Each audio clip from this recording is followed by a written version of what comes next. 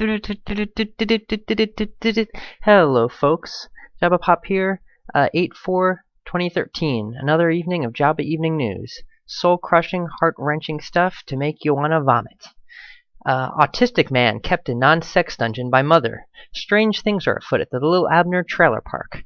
Who am I kidding? It's business as usual in sunny Florida. Another day in paradise, as the old-timers are wont to say before retreating to their discarded solitude. Miami-Dade, an unlit, dead-bolted room, no ventilation and reeking of an inhuman balance of piss and shit, where Gladys Dramillo, 56 Peruvian, kept her adult son of an uncertain age, George Portugal. How's that for an identity crisis? Locked up. Apparently, he'd been on a request list for disability assistance for 13 years. In the meantime, Mama's got to make do if she wants to go tango with fancy-pantsed old men, so she slips her son a Minky and flips the bolt. It isn't all autistic isolation, folks. There's spectacle here as well. One of Jarmilla's ex-boyfriend's husbands recalls Portugal eating shit and Jarmilla going after him with a cutting board like a circus act. Though his account could be spurned at smearing, one also wonders if part of the mother's treatment of her son might not stem from resentment over the father. Kinda like, the asshole skipped town and I'm stuck with his retarded clone. Jarmilla has been married 3 times, according to public records. One of her adult daughters had recently been deported.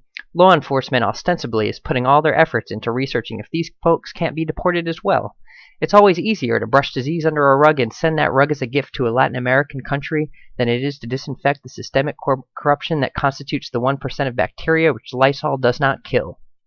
Personally, I blame the internet, or lack thereof. This family was obviously insulated from the greater society by a breach in common culture and bureaucratic disregard.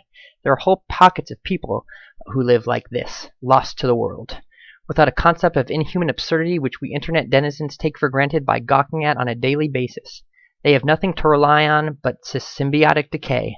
The fact that there were other men to occupy the space which would have been by an awareness of her son's treatment speaks to this. People are willing to overlook things when they're in a tough spot in exchange for a little bit of balm. In fact, there's often a type of bartering that occurs, i.e., I'll overlook the fact that you lock your son up when you're on dates with me, if you overlook the fact that I'm sneaking food and drinks into the restaurant. Poor folk.